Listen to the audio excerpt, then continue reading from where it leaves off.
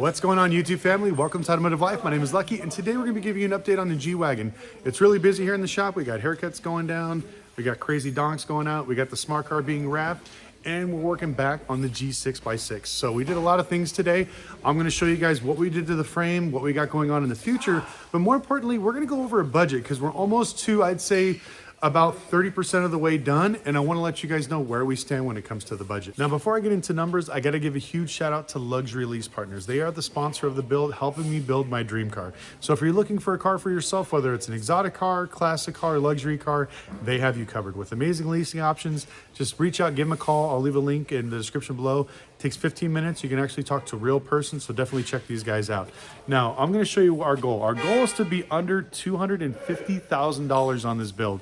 So what do we have in it right now? We have $80,000 for the G-Wagon. We have 30 grand for the base kit, another 6,000 bucks for wheels.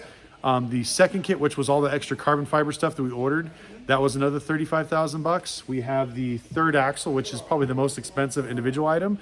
Just the axle alone was $30,000. And then we got the portal axles, which I found out we actually got them cheaper than $33,000. It was somewhere around $28,000 with shipping to the US. So altogether, we're into the car probably around $190,000. Add in the it cost us $2,000 to weld in the frame. That's what my buddy Nick charged me.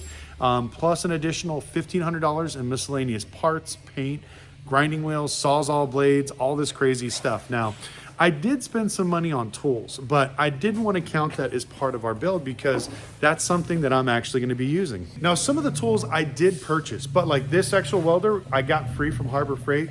They sent it to us. We were talking about the build, so they wanted to support the channel. I want to give a huge shout out to Harbor Freight as well. They also sent me this amazing toolbox. And so I winded up selling all my Snap-on stuff when I winded up selling my dealership. And now that I'm kind of doing the YouTube channel and I'm back here in the shop and I want to start building stuff, I want to be able to do this thing right from the get-go. So I bought a lot of Icon tools and stuff like that. And Harbor Freight saw this and sent me this box. So now I have it full of all the Icon tools. But these tools I don't want to include in some of the pricing, even my English wheel and a few other things, is because, like I said, that's something that's going to be making me money throughout the time. I just want to include the stuff that we have on there. So we're on our goal pace of being under $250,000 in this thing. Now, upholstery is going to be anywhere between $10,000 and $15,000 because just the leather alone, I think I spent about $7,000 on, which is crazy. So I'm not going to include that until the seats actually get back. They came and picked them up earlier, so now those are going to be going out, and we're actually going to be doing the interior red. So it's going to be Ferrari red, bright leather interior. If you look at some of the Brabus models, they have this bright, beautiful red interior. So we're not really sure on the exterior paint right now. We got a bunch of colors going around. Leave a comment section below what you think we should do for colors. I kind of like the red with the black, with the white, you know, kind of gives this whole panda vibe.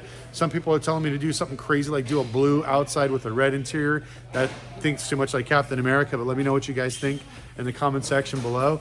But I'm super excited because we've made a lot of progress. And now that the frame is done, it's basically gonna go even further. So I'm gonna go ahead and take you over here to the frame and show you what we're doing and what our plans are with it.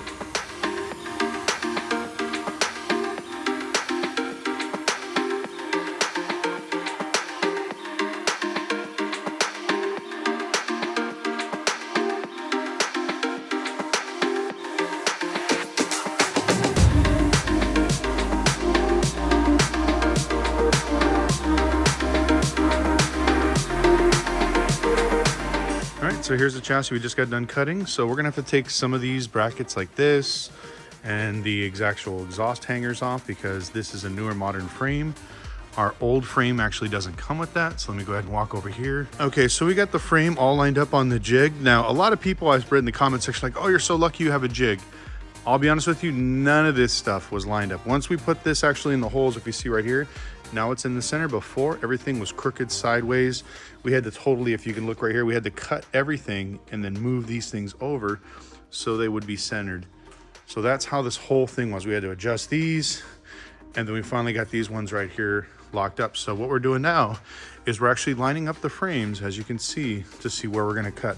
Now, like I said, I always like to cut back quite a bit and then slowly scale my way to the right way. So what I'm gonna do is I'm probably gonna cut it right about here. But before I do that, I'm gonna wait till Nick gets here just to see, because he may want me to cut it back a little bit further so they can do kind of an angle grind and weld all the way inside and put some brackets. So we're gonna wait to see, but right now we're just getting everything lined up. So this way we know exactly what we're working with and how everything's gonna fit. But like I said, look how freaking long this frame is. It's absolutely insane. I can't wait. All right, guys, here's the frame. Unfortunately, I lost a lot of the footage that we had before.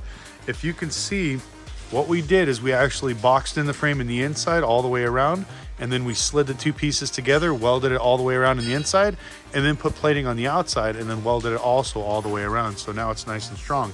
So what we're doing now is we're basically cleaning off the whole frame, which was already done, and now we're painting it, and it's going to be about 6 layers. We were going to use Pour 15, but the downfall is obviously you can see here it's raining, but then also some of this stuff I have to grind off and add things and weld it as we're starting to build the frame, and it's much easier to touch up this regular enamel paint than to do Pour 15. So we decided to switch last minute, but as you can tell, it's getting there. This thing is absolutely ridiculous. Like if you stare at it this way, you can just see how long the frame is and how just ridiculous this thing is going to be. So here are the axles. We're getting them ready to be cleaned up and everything else with the frame. So we're gonna go ahead and get these all washed up, and then they're gonna go ahead and actually install the portal axles right here, which is gonna drop the center all the way down here. Now, I've never done these before. We're going to take this to Bill Rader. It's a guy here in town that specializes in Mercedes-Benz and actually has a real 6x6 at his shop. So we'll be able to take a real look and see what this actually looks like. Here's the old existing frame. Like I said, we're going to take some parts off of that one to put on the new frame. All right, we're going to walk over here to the motor and talk a little bit about the powertrain. So this is the V8 twin turbo that we have. It's got about 20,000 miles on it. It's supposed to be pushing somewhere around 560 horsepower. What should we do with it? Our goal is to get around 700 horsepower like the original Brabus G6x6. So we were talking to a few places about adding turbos, downpipes, and even doing a little bit of tuning. Now, a lot of people told me that if I do this to this motor, I'm gonna need to put new piston rods in there because the old ones are flimsy and they're gonna bend. Now, this car, like I said, only has 20,000 miles, so I'm not sure if I really wanna do that type of thing to this motor with being such low miles, and I don't think I'm gonna drive it as hard as what people are probably gonna do with this thing.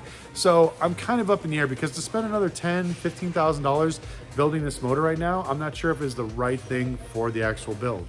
Also, we have the wheels set up and now we're looking for tires.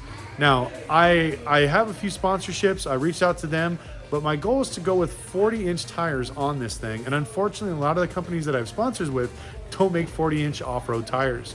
So I'm trying to figure out a good company that I can use that makes great 40-inch tires, that's something that basically I can go out and have fun with, that doesn't sound like a lawnmower driving on a freeway when you use it, because I hate that sound of when you have a lifted truck and you got those tires and it's making all that crazy noise. So if you guys have any recommendations, please put in the comment section below. I'd love to know, because believe it or not, I've done tons of sports cars, done of classic cars, done of exotic cars, but I haven't done a lot of actual off-road vehicles. That's why the smart car was the first one that was kind of hilarious, and it just kind of had fun. So now that's why I'm building stuff like this. We got the crazy donk that we're gonna put some tires on it and freaking send it whistling diesel style off some probably ramp or something crazy. But these are some of the things that I have planned going forward. Anyways, like I said, this was gonna be a quick video. I just wanted to talk to you guys about what's currently going on and give you guys an update. So next week, we're gonna be starting to actually weld this thing up together. We're gonna put the two panels together, make sure it fits on our finished frame, and then weld everything up and do it correctly. So this way, once we do this, it's gonna move very quickly. So it's gonna look like the frame is done and this is done, the axles are out, but it's all the little stuff. I think it was 80% of the work is done is when the hard stuff starts, because building all this stuff and making these crazy changes is going to be quick. It's all the little finished detail work that's going to take the most time. So even though you're going to see this welded up and all done and probably the body on the chassis by the 15th of February, I'm still not going to be done for probably another 30 to 45 days, maybe even more, because it's all the little, like I said, the wiring, the fittings, the fit and finish, all that stuff, the paint and body, the upholstery, all those little things are gonna add up to lots of time and lots of money. And that's why we tell everybody, any builder that's worth his grain of salt will literally show you how great their builds are with all the little details. Because chopping cars and putting them in half, Like this one's really cool. Actually, this is a perfect example. Let me show you. This car looks funny and cool, but I want to show you what happens when you rush fabrication. All right, let's walk over here so you guys can see how amazing this fabrication is. And this is why you actually want to rush, or not rush stuff. But look at that welding. Have you ever heard the terminology hammer dog shit? That's it. This is what happens when you rush stuff. You don't do the finish work, everything else right. And then on top of that, this car only goes 20 miles an hour. They must have done something to either the ABS sensor, the speed sensor to transmission, or something else to throw off it where now it won't get up to speed. So now we have to fix all this stuff because even though it looks cool and they probably did all this stuff in a weekend, it doesn't work, it doesn't function. And I don't want that to happen on this thing because I want to make sure that when you walk by this thing or you come visit me at a car show or you see this out on the street, you could walk up to it, look at it, and see that everything is lined up. Because look at these. We have cuts here. I have to do all this spot welds, lay this over. We have to do seam sealer, and then paint that underneath, undercoat the body. Just all kinds of crazy stuff. And all these little things are going to matter why it looks so good at the end of the build. So I'm going to let you guys in on a little secret. A lot of the builds you guys see on TV as well as YouTube and everything else, we call them 50-yard fakeouts. They're good from far, but far from good. Once you get up close and you see the build quality of what they're doing, that's when you can really tell on how shitty the builds are. Because I've seen a lot of movie cars, a lot of production cars, and also a lot of cars that were built on YouTube. And like I said, when you go there to a car show and you see it, you'll see what I'm talking about. So we want to make sure, like I said, this thing looks square from top to bottom. So this is going to be something I'm going to keep for a very long time. I really don't want to sell it. It's going to be so unique and rare that I'd love to just drive it every single day. And this be my new daily driver, my new, I guess, kind of crazy dream car that's going to be able to roll over a Toyota Prius, no problem. But anyways, I want to thank you guys so much for watching. If you have any questions, please put in the comment section below. Let me know what your thoughts are on the color, what we should actually do for the welding, what we should do for the tires, also the motor. If you guys work on motors, let me know. Or if you sell tires, let me know a great tire that I could put on these wheels. Because like I said, we're getting very close. We're going to start putting the stuff up here in the next 30 days. So this is crunch time for me. Anyways, once again, thank you so much for watching. Follow me on Instagram at Lucky Lopez. And a huge shout out once again to Luxury Lease Partners. I wouldn't be able to do it without you guys. Make sure you hit them up in the comment section below. And also, I'll leave a link to their website and their phone number in my description.